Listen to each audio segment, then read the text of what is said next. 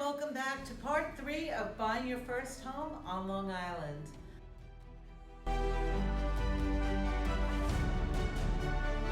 Hi, welcome back to part 3 of buying your first home on Long Island. You've found the property you want, now what do you do? Tip number 7.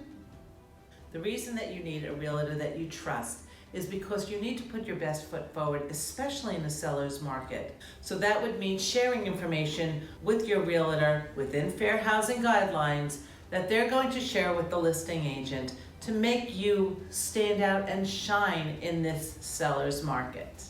Tip number 8, the 3 steps of heading towards closing. Great, you got an accepted offer. Now what do you do? Unlike other parts of the country, once we have an accepted offer, the next thing to do is to get an inspection. Usually you want to try and get that inspection within 24 to 48 hours of an accepted offer. The seller is still going to be showing the property until they're in full contract, so you can still lose that property.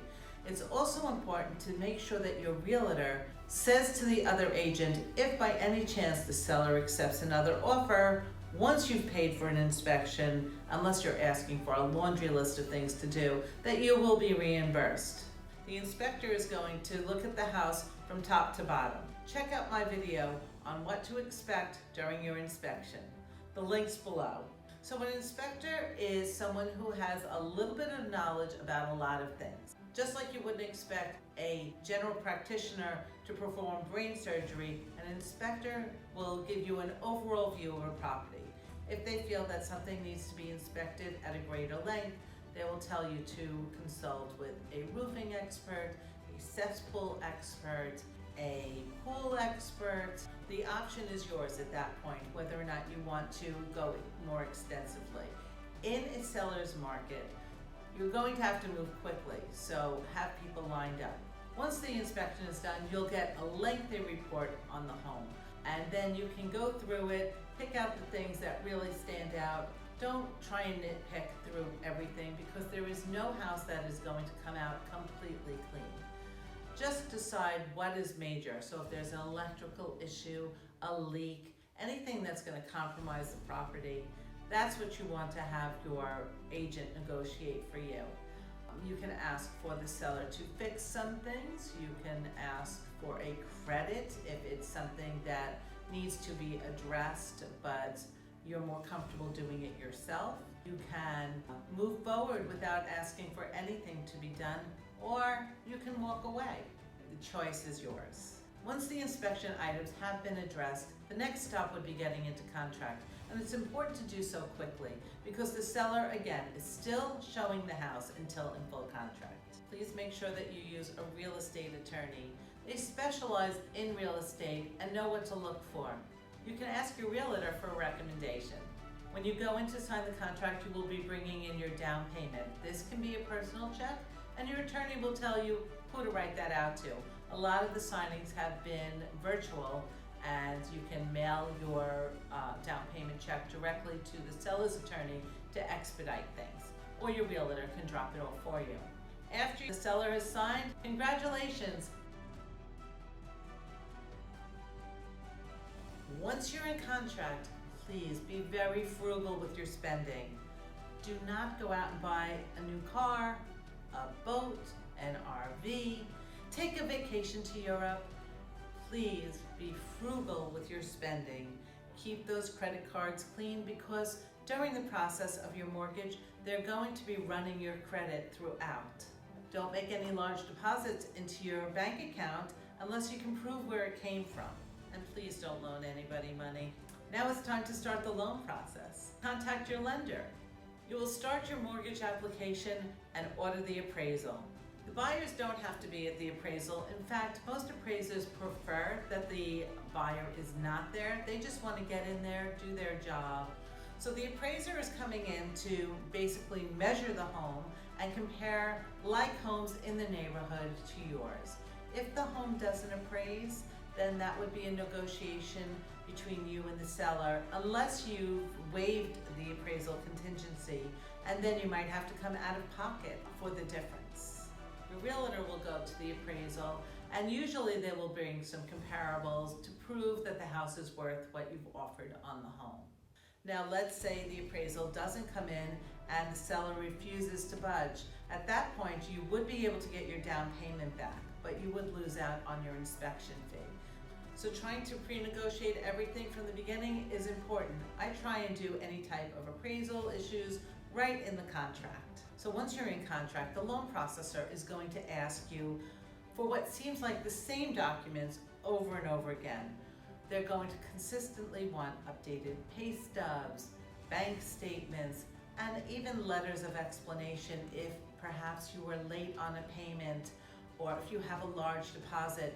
If somebody is giving you money towards your home purchase, they're going to want a gift letter, just saying that they are giving you the money and that it is not a loan. Make sure that you shop for homeowners insurance. If you're buying a co-op on Long Island, work on your application for the co-op board at the same time that you're working on your mortgage. Usually they want your commitment in with the packet when you turn in that application, so you cannot put it in until after you get your loan commitment. Make sure you read it with a fine-tooth comb. Usually they want a packet filled out including reference letters and sometimes as many as 6 copies in the same order. And please don't forget to submit the application check in with that co-op application. Tip number 9, the final walkthrough. Congratulations, it's closing time. When you're doing your final walkthrough with your realtor, it's important to do so when the house is vacant. Now, if you are not getting the keys on the day of closing, you'll do 2 final walkthroughs. One before the closing and then one after when the house is vacant. So during the final walkthrough, if you find that everything has not been repaired that was agreed upon, or there was some damage done by the move, maybe a hole in the wall, maybe a ton of garbage was left at the curb, and you're concerned about getting a fine from the town because of more than the allotted amount of bulk items left on the street, document everything and bring it to your attorney's attention, preferably before the closing. They can even negotiate it at the closing table. Once you find out the date that you're getting the keys, make sure you call your utility companies to make sure that you turn the utilities on in your name the day of closing or the day after closing, depending on what the agreement is with the seller. In most cases, the seller covers the day of closing. So if the house has oil, you're definitely going to want to take a picture of the gauge on the oil tank if possible, because you will be reimbursing the seller for the oil in the tank. Many times the seller will have gotten a final read on the tank, but just in case, this way they can't say it's a full tank and you have a picture showing that it's a quarter of a tank.